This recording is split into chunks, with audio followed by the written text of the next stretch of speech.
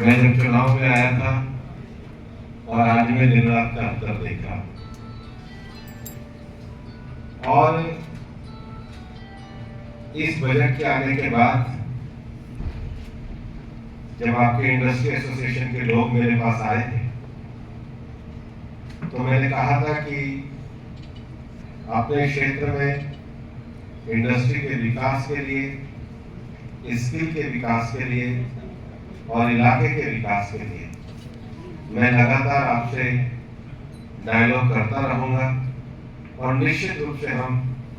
इस विकास के काम को आगे बढ़ाएंगे। इस देश का ये सौभाग्य रहा है कि आजादी मिलने के बाद दूसरी बार ये मौका आया है कि देश ने लगातार तीसरी बार एक ही व्यक्ति के नेतृत्व, प्रधानमंत्री नरेंद्र मोदी जी के नेतृत्व में फिर से सरकार के रूप में चुनकर के किसी भी देश में पॉलिसी फ्रेमवर्क तब कामयाब होता है जब उस पॉलिसी को लेकर कंसिस्टेंसी रहती है, कंटिन्यूटी रहती है। और यही कारण है कि जो बजट 2024 में प्रधानमंत्री नरेंद्र मोदी जी के नेतृत्व में दिया गया है, इस बजट में मुख्यतः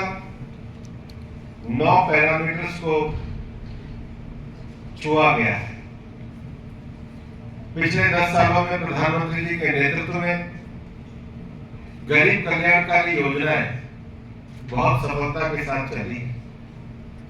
और इसीलिए हम कहते हैं कि हिंदुस्तान की आबादी का एक बहुत बड़ा भाग पिछले 10 सालों में गरीबी की रेखा से बाहर आया है। देश में इंफ्रास्ट्रक्चर बढ़ा है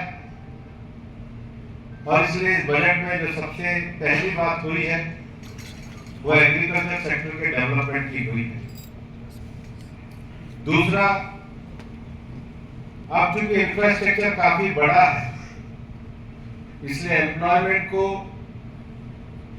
दूर करने के साथ ही, की समस्या को दूर करने के साथ ही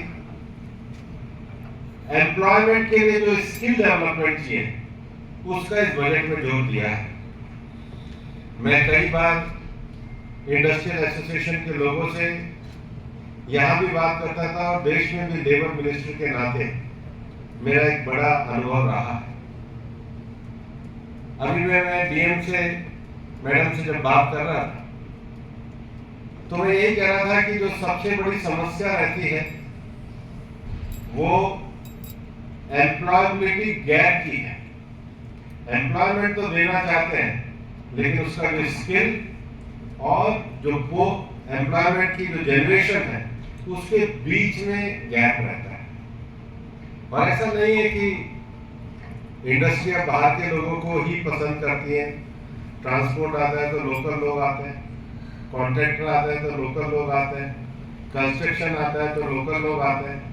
सप्लाई आती है तो लोकल लोग आते हैं। लेकिन जब सीएनसी मशीन पे काम करना होता है